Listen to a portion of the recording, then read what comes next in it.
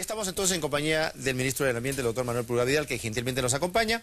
Bienvenido, ministro, un gusto tenerlo con nosotros. Muchas gracias, Mario, y felicitaciones por esta semana y este programa y muchos éxitos. Así es, y esperamos, por supuesto, contar con su colaboración muy continuamente acá porque lo vamos a necesitar. Y quería empezar con un tema de un rápido balance, pero cortito porque en el sector, porque la percepción que se tiene, o que se tenía por lo menos, es que en el Perú habíamos avanzado de manera importante en la regulación de los aspectos ambientales a nivel transsectorial y también a nivel reglamentario. Entonces, ¿pero qué es lo que sucede? Ante los conflictos sociales, casos Conga, caso Espinar y otros casos, digamos, más conocidos, un poco que al final la percepción es que esas normas, esas disposiciones quedaron de lado y primó la política por una y otra razón. ¿Qué es lo que pasó y qué deberíamos hacer para que el 2013 no nos vuelva a ocurrir lo mismo? Es una pregunta importante. Efectivamente, la gestión ambiental tiene distintos momentos, distintos hitos. Su desarrollo, uno lo suele identificar en los años 90, cuando se dicta un código, y de ahí para adelante viene un fuerte nivel de regulación ambiental. Y la creación del Ministerio del Ambiente, antes de eso el CONAM, son como distintos hitos en la gestión ambiental del país. Pero efectivamente, cuando asume este gobierno, lo que se ve es que hay un conjunto de elementos que requerían ser modernizados. Para empezar, por ejemplo, no todos los sectores de la producción tenían regulaciones ambientales. Algunos sectores, como la minería y los hidrocarburos, sí la tenía, pero otros sectores, como la parte de la agricultura, incluso la parte de la vivienda y saneamiento, no tenían regulaciones ambientales. Pero a su vez se mantenía algo que había sido creado el año 91, que era esta aprobación sectorial de los estudios de impacto ambiental, que habían empezado a generar a lo largo del tiempo un alto nivel de desconfianza bajo este principio que la misma autoridad que promueve la actividad no puede ser esa autoridad la que le aprueba los estudios de impacto ambiental. Y nosotros sabíamos que eso tenía que ser cambiado. Entonces yo creo que la gestión ambiental, como toda gestión ambiental en cualquier parte del mundo, tuvo distintos hitos, tuvo algunas virtudes, tuvo algunas dificultades, pero a nosotros nos tocó hacer algunos ajustes que eran fundamentales para mejorar, y no lo hemos concluido. Entonces vamos a la segunda parte de tu pregunta. ¿Qué hicimos? Fruto de esta conflictividad, creo que es muy adecuadamente, el presidente el 23 de junio decide formar una comisión multisectorial del año 2012, conformada por 9 ministerios, en realidad 9 ministros que nos hemos reunido continuamente, y al final de largas reuniones que tuvimos permanentemente, se aprobó el informe de esta comisión multisectorial, se aprobó creo que en noviembre, ahorita no recuerdo la fecha, y ahí se establecen 33 distintas medidas que se requieren para mejorar la gestión ambiental del país. No solo en el Ministerio del Ambiente, sino en distintos otros sectores incluso. Entonces, estas pasan, por ejemplo, por la creación del SENACE, que ya se ejecutó. Esto pasa por fortalecer la fiscalización ambiental, que el Poder Ejecutivo ya aprobó como proyecto de ley y ya está presentado al Congreso bajo el proyecto número 1815. Esto pasa por actualizar los reglamentos ambientales y hemos logrado que el sector agricultura y el sector vivienda ya tengan reglamentos ambientales. Nos falta la parte de las comunicaciones, nos falta actualizar el reglamento ambiental minero y en eso estamos trabajando activamente. Y unas 26, 27 otras medidas que se están trabajando muy activamente. Creemos que esta es una buena manera de mirar la gestión ambiental del futuro, lo que además lo hemos complementado con algo que recientemente hemos publicado para consulta pública llamada la Agenda Ambiente 2013-2014, que fue sometida a consulta pública que terminó el día de ayer. Hemos recibido muchos aportes y que esperamos aprobar máximo la próxima semana. Y ahí lo que vas a encontrar, Mario, es un conjunto de acciones, 42 resultados que esperamos alcanzar en los años 2013-2014 para fortalecer la gestión ambiental del país. Y permíteme solo una idea más. Esto se complementa obviamente con el, creo, buen trabajo que se está haciendo desde la Presidencia del Consejo de Ministros, desde la Oficina de Diálogo y Sostenibilidad, orientada justamente a mirar los conflictos de otra manera. Desde un lado propositivo, corrigiendo aquello que requería corregirse, pero por otro lado con una fuerte promoción del diálogo, con un carácter fuertemente preventivo y con aprobación, espero pronta, de protocolos que nos permitan intervenir anticipadamente, que es lo que requiere hacer el Estado. Exactamente, el actuar con oportunidad para evitar que justamente dar explicaciones técnicas cuando ya las explicaciones técnicas no son escuchadas, solamente se escuchan explicaciones políticas. Voy al tema de esta reglamentación. Entiendo que lo de la OEFA hacia dónde apunta. Una de las cosas de las que más le preocupan al sector de inversionistas es el hecho de justamente la sobreregulación. Correcto. Entendida como que todo el tema de tramitología, permisología, detengan proyectos de inversión, tanto públicos como privados, que son de vital necesidad.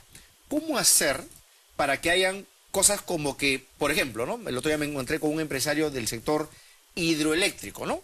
Es un pequeño empresario. Me dice, no puede ser que a mí me exijan lo mismo y me demore el mismo tiempo que demora una inversión de 4.000 o 5.000 millones de dólares para ponerme en actividad.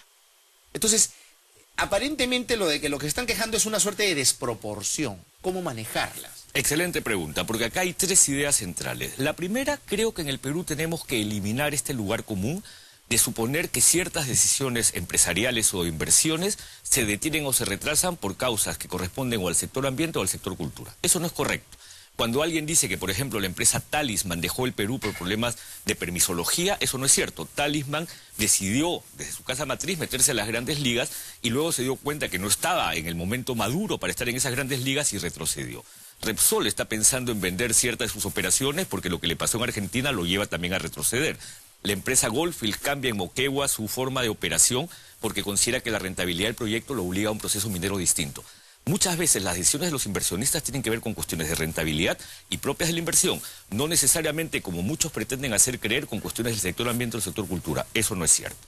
Lo segundo, volviendo al tema del sector ambiente, hoy día todos esos permisos del sector ambiente no están en el sector ambiente, están en los distintos sectores. Es decir, ¿quién aprueba los estudios de impacto ambiental? Los distintos ministerios. Solamente interviene el sector ambiente a través del CERNAM cuando esto involucra un área protegida o su zona de amortiguamiento bajo ciertas regulaciones, ciertos principios. Y ahí yo puedo decirlo con absoluta seguridad que el CERNAM es una institución muy eficiente que siempre cumple los plazos y lo hace con mucha objetividad, mucha credibilidad y mucho profesionalismo. Y tercero, esto nos lleva al futuro. El SENACE hay que verlo positivamente, porque finalmente puede resultar siendo un buen balance entre una forma de promover inversiones, pero responsablemente y cumpliendo normas ambientales muy estrictas, porque nuestro principio, Mario, es la ventanilla única. Y para ello también esperamos que las organizaciones de la sociedad civil, que los grupos de base y los inversionistas nos señalen dónde están las dificultades. Estamos en ese proceso de revisión. Porque si existen esos problemas de cuello de botella, habría que resolverlos cuanto antes. Ya, ayer estaba acá conmigo el presidente de la CONFEB, el señor Especiani, y me decía, o no sé, creo que con él lo comentábamos en realidad, en el Dakar, por ejemplo, ¿no? Hemos visto que es una competencia que le va a traer, o le está trayendo muchos beneficios al Perú, a su economía, a su turismo, y claro, había que coordinar con MINAM los temas de respeto a las áreas arqueológicas, de daño, y claro, pero eso, digamos que con la presencia del propio ministro del Ambiente, el presidente de la República, el ministro de Comercio, se soluciona el problema. A veces mira la impresión, es un ejemplo al margen y totalmente, digamos, de repente exagerado, pero demuestra que cuando hay voluntad política de resolver las cosas, estas pueden acelerarse, ¿no? Y permíteme de repente hace falta correcto, eso. No, pero permíteme usar el ejemplo de Dakar para ver, por ejemplo, SENACE. Efectivamente, en Dakar hemos estado representados básicamente 4 ministros, pero muchos otros de otra manera. El ministro del Interior para temas de seguridad, el ministro de Comercio Exterior y Turismo, que era el gran promotor de esta participación del Perú en la competencia, el ministro de Cultura y el ministro del Ambiente. Y resolvimos una serie de dilemas y, por ejemplo, viste la noticia probablemente que la reserva de Paracas no fue tocada en lo más mínimo, que se garantizó todo lo que es el patrimonio natural del país. Ese mismo modelo de distintos ministerios trabajando lo estamos llevando al SENACE. Por eso el SENACE tiene un consejo directivo que es de ministros. Ni siquiera estamos hablando de otros funcionarios del ministerio. Somos 6 ministros que vamos a estar representados en este consejo directivo. Y aprovecho, porque este es un anuncio que es primicia, que estamos pensando tener la primera reunión de instalación del consejo directivo del SENACE en febrero, que va a ser probablemente una reunión de instalación, donde aprobemos un reglamento interno de funcionamiento y donde vamos a empezar justamente a dinamizar la creación del SENACE. Porque el SENACE tiene además otra gran virtud. Es una institución que gradualmente va a ir asumiendo funciones en función a la construcción de capacidades. Entonces, en febrero espero que tengamos la primera reunión. Tengo que coordinarlo, obviamente, con mis colegas de los otros ministerios y empezar a trabajar activamente de ahí para adelante para en un plazo determinado empezar a recibir la transferencia o las funciones que hoy día son sectoriales. Me parece una buena noticia porque eso ayuda justamente en el proceso de acelerar y de articular los esfuerzos para que en realidad el tema ambiental sea un activo en la promoción de las inversiones sostenibles más que un elemento de freno, ¿no es cierto? Así que es lo que el Perú está... Manuel Pulgar Vidal, titular del Ambiente, nos acompaña esta mañana aquí en Más Noticias con Mario Saldaña. Ministro, una de las cosas que más han resaltado también del 2012 es lo siguiente. Se considera que los principales predadores del ambiente en el Perú son justamente las actividades ilegales, informales, caso la minería y otras actividades más. ¿Qué se va a hacer? Porque finalmente se ha empezado a negociar con algunos de ellos hacia su proceso de formalización, pero muchas veces el Estado creo que retrocede de manera errónea y dando un mal ejemplo, sentando malos precedentes. ¿Qué va a hacer su sector justamente con este rubro, estas actividades que son, a diferencia de las actividades legales, las más afectadoras del medio ambiente y de las personas? Cuando hablamos de actividades informales, el Estado puede asumir acciones o medidas en 3 rubros. Primero, una parte represiva. En realidad, el Estado debe justamente reprimir a aquellos que ingresan a una actividad ilegal o ilícita, más aún si esta puede generar niveles de afectación a la salud o puede generar problemas como, por ejemplo, trata de personas u otros como puede generar la minería ilegal. A su vez, hay que reconocer que en la medida que es un problema de gran magnitud que responde a un problema social, hay que ver, y el Estado tiene que ser un promotor de los procesos de formalización en aquellas áreas en donde sea posible formalizarse. Eso es lo segundo. Y lo tercero, que es probablemente lo más complejo, es tienes que generar incentivos para darle alternativas a la gente para dedicarse a otra actividad. Cuando tú tienes, por ponerte un ejemplo, el precio del oro a los valores actuales, es muy difícil encontrar esos incentivos con otra actividad económica que la reemplace. Entonces, justamente uno tiene que trabajar activamente en la valoración de otros recursos que llevan a que la gente opte por cambiar y diga, dejo esta minería ilegal y paso a esta actividad económica que puede ser el ecoturismo, el manejo sostenible del bosque, de los frutos, etc. Nosotros estamos trabajando en las 3. Y tú has hecho referencia a algo que efectivamente uno escucha continuamente como crítica y que obviamente está referido a la minería ilegal, que se retrocede. Y aquí vale la pena primero hacer una autocrítica. No se ha hecho lo suficiente, nos falta todavía mucho y en eso lo reconocemos plenamente. Pero segundo, creo que nunca como hoy el actual gobierno está trabajando en una formalización real y una formalización que genere resultados. ¿Qué es lo que te quiero decir?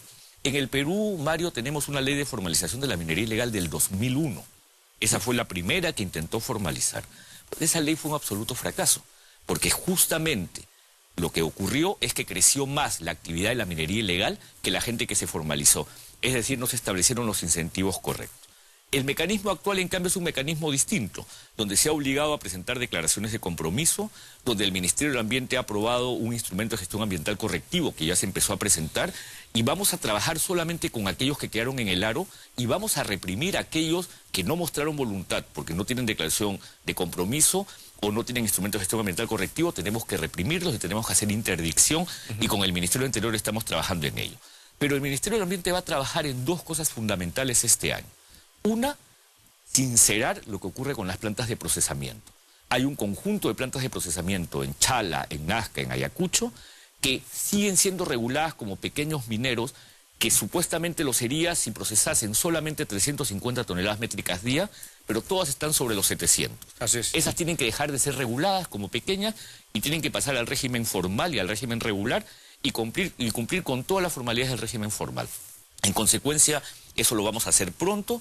Incluso el proyecto de ley que está en el Congreso sobre fiscalización dice, el OEFA, cuando encuentra condiciones objetivas que han variado, puede fiscalizar, y lo que queremos es justamente como OEFA fiscalizar a todas estas plantas que son gran parte del problema. ¿Quiénes van a asumir esa responsabilidad de control y supervisión? ¿Ustedes? ¿Qué otro sector? OEFA definitivamente. Solamente OEFA, porque hoy día está a cargo de las direcciones regionales de minería y en la gran mayoría de los casos no hay la más mínima capacidad para fiscalizar. Y lo que ocurre es que escuchas luego a los presidentes regionales decir, está creciendo, no tenemos capacidad. Y en consecuencia nosotros como OEFA, como sector ambiente, queremos entrar fuertemente en la fiscalización de esto. Además vamos a ver lo que es el registro de maquinarias. Estamos viendo con SUNAT cuántas se han inscrito, porque luego hay que darle a la policía la información de la maquinaria inscrita para retirar aquella maquinaria no inscrita. Con SUNAT trabajar más activamente lo que es control de rutas fiscales y control de insumos para la minería ilegal. Entonces somos conscientes que nos falta. Es una labor intersectorial muy fuerte, vital, muy grande. Y claro, eso que aparece como retroceso en realidad son ajustes estratégicos que se requieren hacer, pero para cumplir un propósito sobre el cual no vamos a ceder y no vamos a claudicar. Vamos a cumplir el propósito de hacer que aquellos que mostraron voluntad se formalicen y aquellos que no sean sacados de esta zona. Pero ahora viene también la otra parte de los incentivos. Estamos trabajando una eventual cooperación con un gobierno nórdico, tengo que hacer un viaje pronto, donde eventualmente creemos un fondo importante justamente para la búsqueda de incentivos económicos sobre el bosque que reemplacen a la minería ilegal en Madre de Dios. Eso es fundamental. Hablando del bosque, es una pregunta que puntual, para una respuesta puntual. ¿Qué hacer con el sector forestal en el Perú que podría convertirse en un eje de nuestro desarrollo, de generador de empleo, de generador de divisas, pero darle una, digamos, una visión de sostenibilidad? Porque es un sector, a mi juicio, aún muy desaprovechado, pero también con una serie de trabas de índole ambiental. ¿Qué se va a hacer? En el sector forestal hay una complejidad institucional. Mira tú, y probablemente los televidentes no sepan, que el sector forestal tiene distintas autoridades como responsables. El Ministerio de Agricultura es el ente de la política forestal nacional, no es el Ministerio de Ambiente, es el Ministerio de Agricultura. Quien da los derechos son los gobiernos regionales, porque esto se le ha sido transferido de acuerdo a la Ley Orgánica de Gobiernos Regionales y la Ley de Bases para la Descentralización del 2001 o 2002. Tienes a su vez al Ministerio del Ambiente en todo lo que es servicios ecosistémicos del bosque. Tienes al Ministerio de Comercio, Exterior y Turismo por todas las obligaciones vinculadas al bosque que tenemos, por ejemplo, con el TLC con los Estados Unidos. Y tienes a PCM a través de OSINFOR, porque OSINFOR es el organismo un monstruo de 7 cabezas. Correcto. Pero, sin embargo, en esa complejidad se puede trabajar. Nosotros, como Ministerio del Ambiente, este año vamos a fortalecer el Programa Nacional de Conservación de Bosques para dar justamente una mayor relevancia a lo que es el valor ecosistémico del bosque. Nosotros creemos que cuando se reconoce que el bosque no es solo madera, que el bosque puede ser ecoturismo, que el bosque puede ser pago por servicios ecosistémicos, que el bosque puede significar... Bonos de carbono. Bonos de carbono, ¿no? Un conjunto de otros elementos, le vamos a dar valor al bosque y vamos a generar titularidades que permitan que el bosque se proteja. Ahora hay que tener en cuenta que felizmente, Mario, los niveles de deforestación han bajado. Cuando nosotros estamos haciendo inventarios forestales y estamos haciendo atlas o mapas de bosque, no bosque, situación del bosque, tenemos un proyecto con un instituto que es el Carnegie Institute de una universidad de los Estados Unidos, que está mirando cuál es la calidad, la salud del bosque, qué es lo que representa la deforestación, qué está representando el cambio climático respecto a la estabilidad del ecosistema, entre muchas otras acciones. Al Ministerio del Ambiente nos toca fortalecer eso.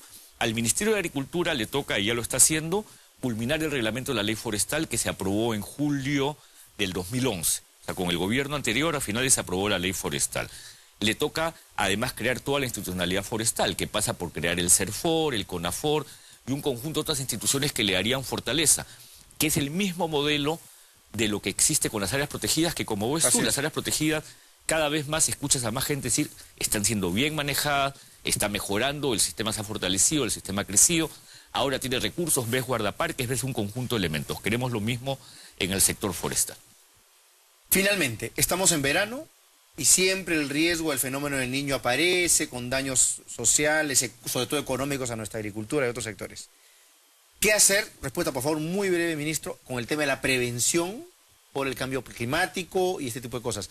Hasta ahora no se nota una política concertada en materia de cambio climático y menos en prevención de desastres. Yo creo que hay 3 elementos ahí, voy a ser muy breve. Bueno, lo primero es constante monitoreo meteorológico, que lo hace este programa llamado ENFEN, donde hay mucha dificultad. Hoy día la meteorología se encuentra con muchas dificultades de determinar porque se presentan condiciones que son muy variables a lo largo del tiempo.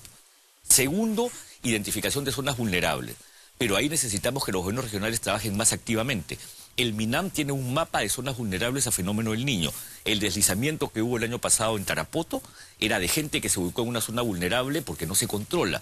Y ahí los gobiernos regionales y locales tienen una responsabilidad fundamental. Tercero, acciones preventivas como los tambos. Hay que reconocer la importancia que tienen los tambos. Se inauguró uno en Pasco hace muy poco tiempo y esta es una actividad del Ministerio de Vivienda, porque los tambos van a ser aquel sitio en donde justamente vas a poder tener los recursos para enfrentar condiciones adversas que incluso pueden significar el corte de una carretera o la imposibilidad de llegar. Ahí vas a tener forraje, kits veterinarios, vas a tener centros de salud y un conjunto de otros elementos. Se estima, y lo dijo el ministro de Vivienda, que al final de este gobierno hayan 500 tambos. Pero ya para este año tengo entendido que se está trabajando en 200 tambos y eso me parece una medida preventiva fundamental. Entonces, y podría continuar, pero sí creo que se está trabajando y las estrategias para enfrentar este tipo de emergencias o de desastres realmente son muy adecuadas. Es mejor tener estos planes preventivos que luego salir a la puerta del Estadio Nacional a pedir frazadas o a pedir cosas, porque la logística para mover eso es complicadísima. Termina no funcionando como uno pretende hacer creer que funciona. Tenemos que ser preventivos y tenemos que tener sitios de acopio donde estos recursos se puedan disponer. Ministro Pulgar Vidal, le agradezco muchísimo su visita esta mañana y espero que no sea la última. Espero tenerlo seguido en este espacio, así que lo comprometo a que nos acompañe. No, Mario, te cada vez que se agradezco y pueda. te reitero la felicitación Muchas por el gracias, programa ministro. y muchos éxitos y que sea Muchas gracias, por muchos ministro. años. Y a ni usted siquiera también en meses, su sino gestión, años. por supuesto, que la está haciendo bastante bien. Bien, Muchas gracias. vamos a hacer una pausa.